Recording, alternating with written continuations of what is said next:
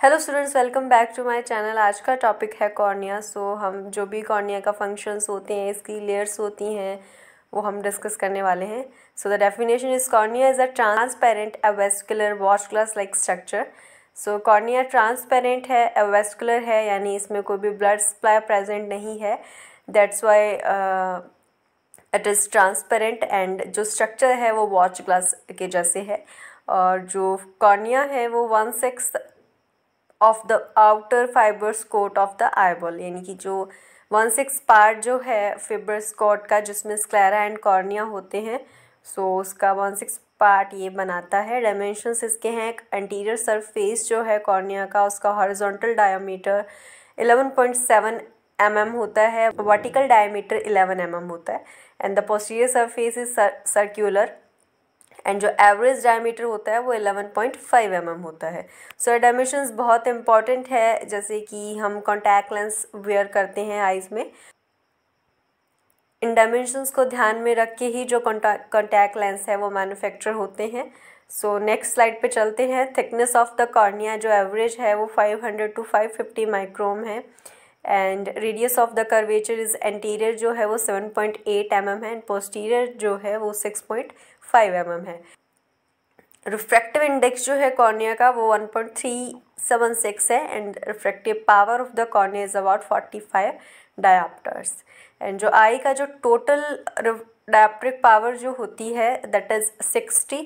इसमें कॉर्निया का जो है वो 40 to 45 होता है, एंड जो लेंस का है वो 18 to 20 होता है। ओके, नेक्स्ट चलेंगे।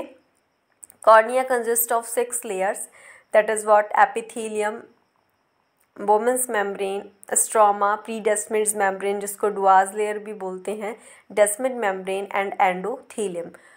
एक एक लेयर के बारे में हम यहाँ पे डिस्कस करने वाले हैं कि एपिथेलियम लेयर जो है वो किस तरीके से है, इसमें क्या बेसिकली प्रेजेंट है, and what is the function of this layer.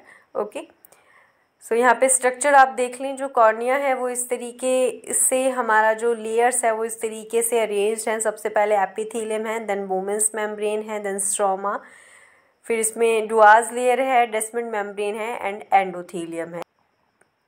Basically endothelium में जो ये हेक्सागोनल स्ट्रक्चर बनी हुई है, that is represent as endothelium. Okay, epithelium, it is the outermost layer of the cornea composed of stratified squamous non-keratinized epithelial cells होती हैं इसमें। टेयर film के जस्ट कांटेक्ट में जो लेयर रहती है वो एपिथेलियम ही है। It is also consist of 5 to 6 layers of cells. The deepest layer is made of columnar cells, next 2-3 layers of wing or umbrella cells, and most superficial 2 layers are made of flattened cell. जो tightened junctions होती हैं between superficial epithelial cells prevent penetration of tear fluid into the stroma. Epithelium के बाद में Bowman's membrane आती है, then stroma है। Bowman's membrane is not actually a layer, it is a condensed part of the stroma. Okay, इसलिए जो tier जो film जो है वो एपिथेलियम के जस्ट कांटेक्ट में होती है। जो टाइट जंक्शंस होते हैं, सुपरफिशियल जो लेयर्स हैं, जो फ्लैटेंड सेल्स की, वो क्या है, प्रिवेंट करते हैं कि जिससे जो टीयर जो फ्लूइड है वो स्ट्रोमा में नहीं जाए। ओके, नेक्स्ट बहुत ही अच्छी सी स्लाइड मैंने आपके लिए लगाई है, फूलों वाली। बोमेंस मेम्ब्रेन हम पढ़ेंगे। The layer consists of a cellular mass of collagen fibrils. It is about 12 micron in thickness. It is not true elastic membrane, but simply a condensed superficial part of stroma. Okay, जो मैंने बताया, जैसे हम एक example लेते हैं, जैसे दूध है उसको हम गर्म कर दें, ऊपर उसके ऊपर जो मलाई जम जाती है, that is also part of milk, but that is superficial, जो कंडेंस्ड हो गया है। उसी तरीके से स्ट्रोमा का जो कंडेंस्ड पार्ट है उसको अलग से नाम दे दिया है, that is Bowman's membrane. Okay, इसका फंक्शन ये है कि रेजिस्टेंट टू इन्फेक्शन है, but once destroyed it is unable to regenerate and therefore heals by scarring. Okay, next चलेंगे stroma. It is about 0.5 mm in thickness and constitutes most of the cornea. ये जो total जो thickness है उसका 90% जो है वो स्ट्रोमा कवर करती है। इट कंटेन्स केराटोसाइट्स, जो कॉर्निया की जो सेल्स होती हैं, that is non age keratocytes, macrophages, histiocytes and leukocytes. Okay, pre Descemet membrane जो है 15 माइक्रोमीटर थिक सेलुलर स्ट्रक्चर्स है जो बहुत स्ट्रॉन्ग है, इसको डुआज लेयर भी कहते हैं, बिकॉज 2013 में डॉक्टर हरमिंदर डुआ हैं जिन्होंने इसको फाउंड किया था, सो इसलिए इसका नेम इसके साइंटिस्ट से है Dua's layer. Okay, Descemet membrane है strong homogeneous basement membrane which is very resistant to chemical agents, trauma and pathological process. Therefore, desmetocell can maintain the integrity of the eyeball for long. It can regenerate. जैसे Bowman's membrane जो है वो regenerate नहीं हो सकती है, but descent membrane can regenerate. और जो भी केमिकल अगर हमारे आई में चला जाए या कोई ट्रॉमा हो जाए या कुछ भी पैथोलॉजिकल प्रोसेस है, सो डेस्मेंट मेम्ब्रेन का बहुत रोल रहता है इसमें कि वो इन सब चीज़ों से इस चीज़ को कॉर्निया को बचा के रखती है। ओके, सो इसलिए जो आईबॉल का इंटीग्रिटी है वो लंबे टाइम तक बना रहता है, एंड अगर ये बाय चांस इसमें कुछ हो जाए तो ये रीजनरेट भी हो सकती है। नेक्स्ट है endothelium.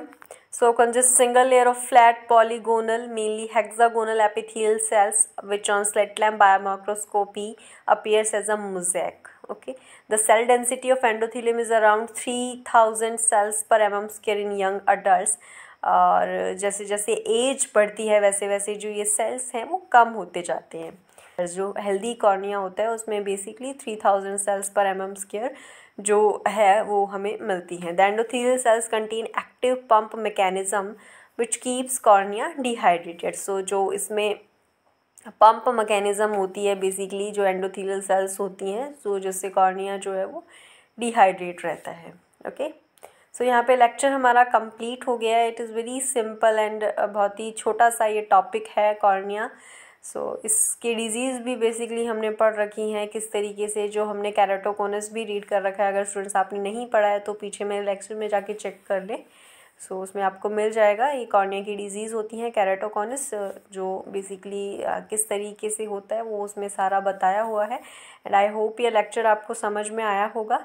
So that is very simple. इसमें हमें सिर्फ डायमेंशंस ध्यान में रखनी है, डेफिनेशन ध्यान में रखनी है, एंड लेयर्स के बारे में हमें ध्यान में रखना है। सो एग्ज़ाम में अगर ये टॉपिक आता है तो आई कैन से कि आप अच्छे से करके आएंगे। Okay, thank you, bye.